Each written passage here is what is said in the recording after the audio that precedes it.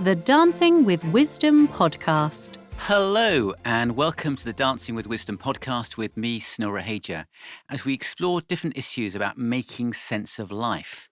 Well, today we've got a very special guest. We're bringing back an old friend, John Wyatt. John, it's great to have you with us. Yeah, thanks, Sunil. It's great to be here. Yeah, and it's so good to have you again. For those who are regular listeners and watchers, we've had John in the past on podcast number 17, 49 and 50 on the cheerful subjects of death and dying.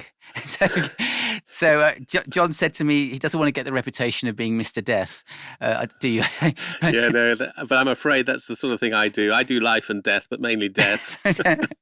John is very much alive, just to add. But I mean, for those previous podcasts, they were actually very helpful understandings of really, well, we call them the last taboo subject and the strange adventure we must all take. And really exploring issues around what does it mean to die well? And what it means to die well is to really live well. And also the current debates going on about assisted dying and the conversations about the right to die and the dangers of that. So I really want to encourage you, if you're interested in those subjects, to go back to those podcasts. But today, John and I, we're going to talk about the subject of friendship. And friendship is so much a part of what it means to be human. In Dancing with Wisdom, we talk about those four basic questions of life: being, relating, doing, and leaving. And this is about relating. We're made for relationships. As human beings, life doesn't make sense without relationships. And yet at the same time, we have to acknowledge that we live in a world that, although we're amazingly connected through our computers and through our iPhones, we've also incredibly lonely. I mean, studies show that as much as 23% of people in the UK, I think it's 22% in the US, would describe themselves as feeling lonely most of the time. And the other thing about friendship is that there's a lot of suspicion around it. And the reason for that is that, particularly in our media, in so many circles, we hear how relationships and friendships have been manipulated, exploited, and even led to the worst kinds of abuse. And so we really question, what is friendship and what's it about? So John, maybe a good place to start is just to ask you that very basic question. What is friendship? Yeah, and of course, it's one of those words which is incredibly difficult to define. But I think all of us, as we look back at our lives, we can think of certain relationships where we just connected at a deep level with another human being. And, as I look back on my life, I've had the privilege of some wonderful, profound friendships right from the time when I was a student. And many of those friendships have actually survived over the last 40 years as people with whom I just have a deep sense of sharing, a deep sense of connection. So what I'm talking about is not a kind of superficial contact. Yes, we talk about Facebook friends, for example. Yeah. I mean, that's a phrase that's used so much. It is, and it doesn't mean much at all.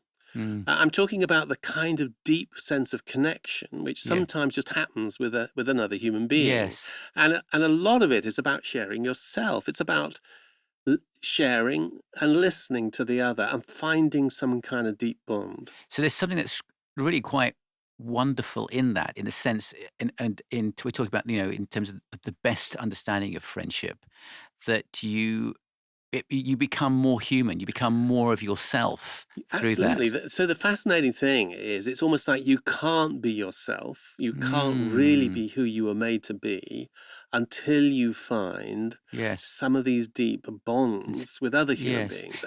You remind me, C.S. Lewis talks about, he has a story about, I think, a friend of his, there were three friends, himself, I'm going to probably get it wrong. So let's call them Charles and Dick, as it were, and Jack, Charles and Dick. And I think when Dick died, he says that not only did they lose Dick, but he lost a part of Charles that would laugh at Dick's jokes.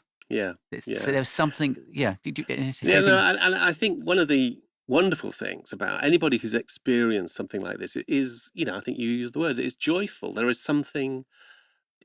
Just that act of connection is not just, okay, we've connected, but wow. Yes. This connection is something wonderful, something inspiring, something fulfilling. And I think it therefore taps into something very deep about what it means to be human. Yes. So that's a very positive thing, and yet we have to acknowledge. I mean, if we think about those particular two issues that I alluded to earlier, one is that a lot of people feel very lonely. Loneliness is endemic. I think the UK. I don't know who it is at the moment, but the UK has had a minister of loneliness Yeah. as well. Yeah. Let's talk about that, and we'll talk about the other issue in a minute as well. Yeah. Yeah, and part of the thing is that these kind of deep, really intimate, sharing friendships, they don't happen automatically. No. They Yeah. actually need to be fed, Yeah. to be built, Yes. to be nurtured. And one of the things that's happened in our modern world is I think that people have just lost the skill Yes. of how you go about building that kind of friendship. Yes. So we've got this wonderful idea about what friendship could be. And as you said, we're losing that skill. You're writing a book on friendship, and you're sort of processing lots of ideas. And so it's a great privilege to have you here to, as it were, I've had the privilege of looking at some of your early drafts of the book as well. And so it's great that we're still in the exploratory phase. And I very much want these conversations to be friends talking about friendship. So there's that wonderful ideal. We've acknowledged that a lot of people feel very lonely, even though technology gives us this amazing ease of connection with anybody, anytime around the world. And then obviously there's a tragedy of the exploitation, the abuse, the manipulation of friendship. And in the media over the last, few years, we've had some really terrible stories where people have gone with trust and with expectation and not just been deeply disappointed, but been deeply wounded. Yeah, we have indeed, and I think the truth is that these kind of the corrupt kind of friendships, I think, have been around since the dawn of time. Yes, But it's not new. It's not new. It's not new. And the kind of control and abuse and manipulation that unfortunately comes into relationships. But I think it's really just in the last decade or so there's been such a focus on abusive relationships and I think this has meant that there's a much greater level of suspicion. So Yes. now if we hear about people spending a lot of time together and doing things together, very often people sort of say, I wonder what's going on there. Yes. Why are they doing that? That's a bit weird. And there must be something dark and deadly going on, Yes, really. I think that's right. And I've come across this phrase, the hermeneutic of suspicion, which is an interesting phrase. So what does hermeneutic mean? Hermeneutics is one of those technical terms, and actually, literally what it means is how to interpret a document, so that people talk about the hermeneutics of the Bible, for instance, or of some ancient manuscript. How do you interpret what was the author trying to say, and so on. But it's also used about relationships. How do I interpret? I'm watching this relationship between two other human beings. Yes. And the hermeneutics of suspicion says, I bet there's something, I bet things are not what they seem. These two men have a close friendship. Is there something sexual going on between them? Exactly. And ultimately, the suspicious mind says it's either sex or power or both. Right. So either these men going off and spending time together are really in a homoerotic relationship. There's they're getting some kind of sexual thrill from it, or else one of them, the more powerful one, is in some way manipulating or abusing the weaker person for their own ends. It's all about me. Yes.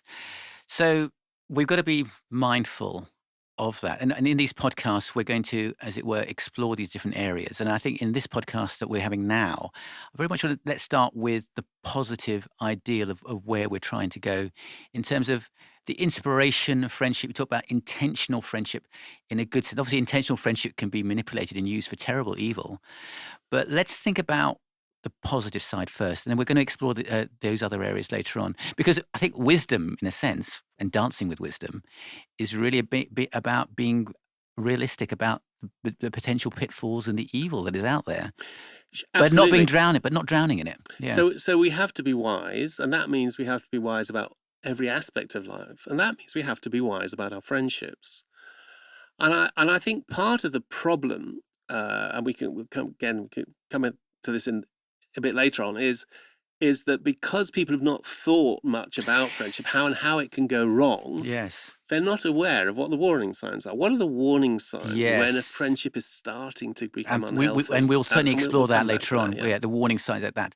So, in a sense, just laying the foundations in this conversation, we've established the importance of friendship and the fact that we've lost that realization because we're so blasé, we're so casual about friendships. They don't really matter. And I suppose there's this kind of the myth of the self-made man or woman, is I don't really need friends. I don't really need to show my weakness or vulnerability.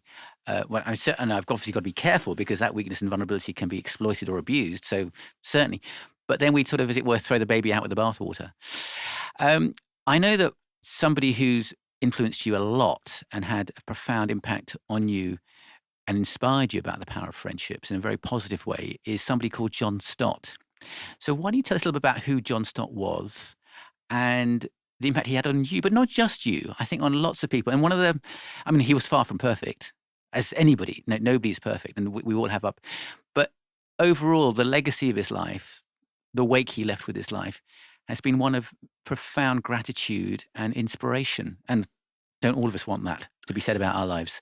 Yeah. Yes, and it was something which, seemed to be very much like an accident. I happened to So turn tell us who John Stott was so first. John Stott Yeah. is a name who people who look back on the 20th century and the history of Christianity say that he was probably one of the 2 or 3 most significant Christian leaders of the 20th century. And he was a very well-known author, an international speaker, and was instrumental in a number of movements particularly within the Church of England, but also in the wider Christian community across the world. Yes. So he was quite a significant figure, but none So of he that. achieved a lot. Yes, he did. But He touched many lives. But And the way he achieved it, I think, is fascinating. yeah, Yeah. and it is. And I started going to this church in central London, All Souls Which we both go Church, to, which All we Souls still go. I've been going there for more than 40 years. Yes. I arrived as a medical student, and it was he was the rector of the church at that time. The chief honcho. The leader, the leader. head honcho, yes. And I only saw him really from a distance, and he was this very impressive figure in the pulpit and preaching these very, very very clear crafted and very clear sermons, communicator. very clear, Yeah. and fascinating, and I was certainly drawn to him, but as a kind of distant figure, I thought, I loved listening to his sermons, and we must have exchanged only a few words over several years. But then, after I'd been there as a number of years, and I was sort of coming toward the end of my time as a medical student and about to qualify as a doctor, Yes. I got a message sent to me personally. Would you like to come and have a cup of coffee with me? And I was completely bowled over and thought this was really very strange. And to be honest, I was rather worried. It was a bit like being asked to see the headmaster Yes. in his study. Yes. And I was wondering what terrible offence I had been guilty of, But and I went along. He lived in this tiny little bachelor pad at the back of the rectory. And it was literally a sort of 2 rooms, like with a tiny little kitchen, and where he welcomed me himself and solemnly, I can still remember, he solemnly presented me with a cup of instant coffee and a digestive biscuit. Okay. And we proceeded to have this conversation. And to my utter amazement, he was just clearly interested in me and saying, what's it like being a medical student, and what are you reading at the moment, and how are you finally coming to the church, and how can I pray for you? And I was amazed. And so he was intentionally building up a friendship. Yes. And so a very important man with lots of responsibilities. He was making time for you. Yeah. I mean, I was a complete nobody. He was absolutely the peak of his powers. He was an internationally recognized name, and yet he wanted to spend time with me. And we ended up having a very close friendship, which lasted for 40 years, and we spent many hours together. I used to go bird watching him with us sometimes, and spending time talking, and later on, I became part of a small group. He set up a small accountability group of people who Was this the reading wanted- group, was it, Daddy? Well, it was something that he called an accountability group of elders. They liked the age and the fact that I was quite young and not really an elder at all. But I was there to provide medical. I became a sort of unofficial physician. Yes. And but then towards the end of his life, it was like, as we started this friendship, he was this enormously respected figure, and I was just someone in my early 20s and very Yes. wet behind the ears. But 40 years later, I was accompanying him in his final weeks and months. And So you were when almost he like because he wasn't married, so like you were like a son to him in a sense. Well, I was, and actually there were a number of us. I don't want to imply that there was something special about me. There were a whole group of young men in particular that he developed these very deep friendships with. And I think at times we sort of sensed that we were like his children, and he was like a spiritual father in some way. Um, and again, I think that friendship was absolutely transformative in my life. In fact, what I learned from him, and particularly just from seeing the way he lived, as well as the things that really he was concerned about, sharing his heart, it really changed my life. Well, I just think because he also, I might have got this wrong, but he also encouraged you to carry on in medicine. Do you want to say that? Yes, no, he did. Because at one stage, when I was a few years later, I was so impressed by his example as a preacher and Bible teacher that I was seriously wondering whether, in fact, I should give up medicine and train as a pastor and become like him. Yes. And I remember quite a natural thing to do. Yeah. And I remember talking with him about it privately, and we shared, and I shared some things about it and so on, and then my memory is that he sort of gently pushed back and said, well, of course you must do what you feel is right, but I can't help feeling that God has called you into the world of medicine, and maybe you should stay where you are and be a witness in the world in which God has placed you. Yes. And when I look back now, 40 years later in my life, I can see he was absolutely right. Yes. That is. But he did it in a very wise way. He didn't tell you. Yeah, he didn't. He didn't tell you. He suggested that to you. And then he left the decision to you. Yes, he did. Although he was clear where he was coming from. He was clear the way he was seeing it, as it were. Yes, but he was very, when sometimes you asked his advice, do you think I should do this, I should do that? Nearly always he would push back and he'd say, it's not for me to tell you what you should do. What you need to think about is, and then he would sort of raise some questions for you to think about. So, when I look back now, particularly after these scandals of abuse and manipulation, and I'm trying to think, was he actually manipulating me? Was he pressurizing me? Was he abusing me in some way?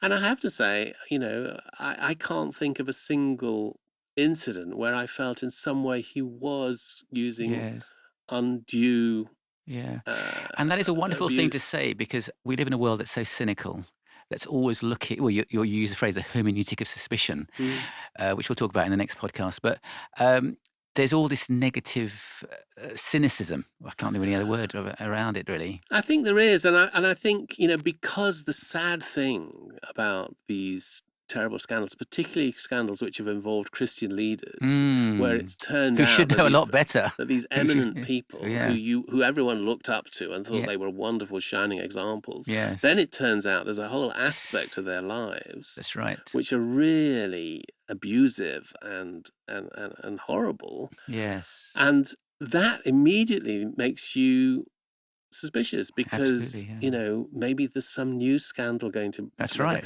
and therefore much better not to trust anybody. Much better to just say, well, let's hold back. And the problem with that is that we then we deny a part of our own humanity. Yeah, because I think that's right. Because we are made for a relationship. I think what's also quite inspiring about John's story as well is that you've given us something of your own story, but there were lots of people who had positive stories to tell. Again. There's a story. He went to somewhere. Was it in South America somewhere? And a boy who'd read his books, a young boy. Tell us that story. Yeah. Yes. as I'm trying to write a book on this topic, and so one of the things I've been doing is trying to link up with people who knew Stott and friendship, and ask them what was the influence, what did they learn from him, and how did the friendship work in their lives, to try to piece together a picture. And so I've had the privilege of talking to a number of people, and one particular story is of a man called Sal Cruz, who was a very young, I think 13 or 14-year-old boy in Mexico, and he managed to get a copy of one of John Stott's books, one of his early books called Basic Christianity, and which had been translated into Spanish. And this 13-year-old boy read the book and was fascinated by it, and even wrote off to John Stott through the publisher. Before email or anything like that, it's a long, tortuous route. With a whole series of questions. Yes. And it was replied by his Stott's secretary, Francis Whitehead, who wrote him back this letter saying that unfortunately John Stott wouldn't be able to reply in person, but he was actually visiting Mexico and would be giving some talks.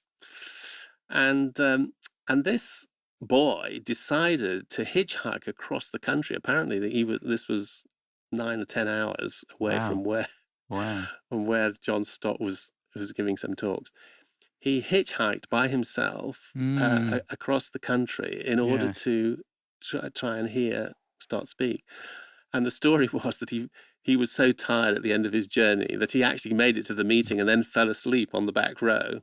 Stott was there and gave a talk, and then as they were sort of dispersing, he woke up, and as the room was emptied, they discovered this 13-year-old boy, and so he was the people who were staying that Stott was staying with a family, a Christian family, and they said, have you got anywhere to go? And he said no. He said, would you like to come to our home? And which is and you could have dinner with us. So this 13-year-old boy was invited to stay with his family for dinner and talk to Stott. And Stott apparently sort of worked out and recognized who this boy was and went for a long walk with him in order to answer all his questions. And then the question was, what were they going to do that night? And he didn't have anywhere to stay. And so the people whose house he was said, well, why didn't you stay with us? Yes. And apparently Sal, this is a 13-year-old boy, had very, very muddy boots, and he'd walked into the house. They had immaculate white carpet, and he felt terribly embarrassed about his boots. And so he'd taken his boots off and he put them under the bed where he was in the bedroom where he was staying. And apparently in the morning he woke up and he couldn't find his boots under the and so he talked to the maid. There was a maid in the house. They were obviously quite a wealthy family, and they said, Sal said to the maid, "Have you taken my boots? Have you?" And he said no. And then he found his boots, and they were immaculately polished and cleaned. And anyway, it turned out it was Stott who'd done it. Yes. And Stott had found this these famous boots, global world leader, and he had done it. He had just polished the shoes, and Sal said, "Oh, you shouldn't do that." And he said, "Well, I felt that I should do something for you. I wanted to do something." Shows, yes. And it was just that sort of, and he didn't do it for any to make a point. It was simply an expression of love, and it was the way he lived that drew you to him, and there was something about the character of his life, his authenticity, his humility. Despite the fact that he was such a well-known figure, that was just very striking, and his interest in the nobodies. That's beautiful.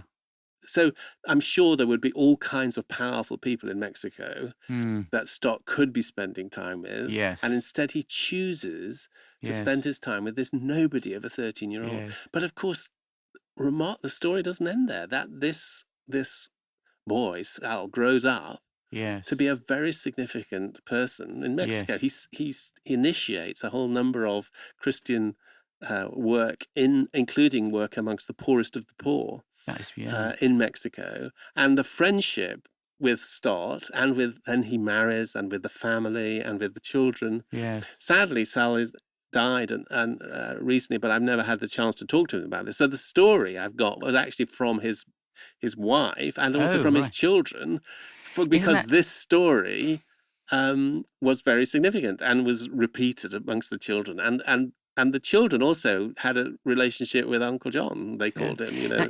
Now, isn't that just a wonderful example of how transformational friendship can be, and the potential for good that friendship can do in a world that is so cynical, that is so confused and chaotic, that friendships can do enormous good, and not just for the individual, but across generations. And as you said, you know, he had a huge influence on your life and the work that you're doing now.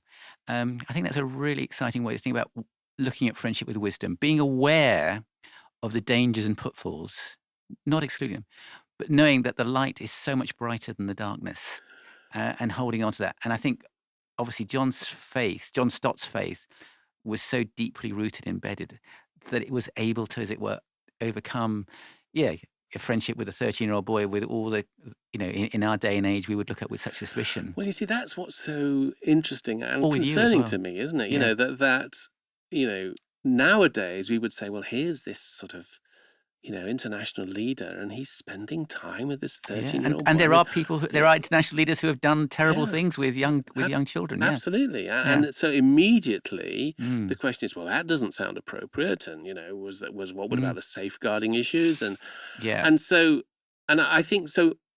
The danger, therefore, is that these kind of intergenerational friendships, because there's a very well-known example in the Bible, which is the relationship between Paul the Apostle and Timothy, who was a young man. Yes. And so I think because often these are called Paul-Timothy relationships. Yes. I mean, of both sexes, not, you know, and sometimes across the genders, the sexes and the genders. But I think these intergenerational friendships are in fact incredibly important, and they still are, and even now in the 2020s. Well, thank you, John. You've really opened up and given us some beautiful examples of the positive side of friendship, to inspire and encourage us that in this crazy world that we live in, and cynical world, that there is a wonderful way forward through our faith in Christ and with God, what can be possible. And we're going to carry on this conversation, and I look forward to unpacking this more. Thank you so much. Thank you. You've been listening to the Dancing with Wisdom podcast, presented by Sunil Raheja.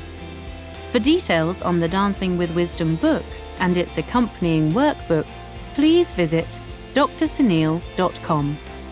If you know someone who would enjoy this podcast, then please share it, give it a thumbs up on YouTube, and help it grow by leaving a nice review. Life's challenges can diminish, define, or develop you. Which will it be?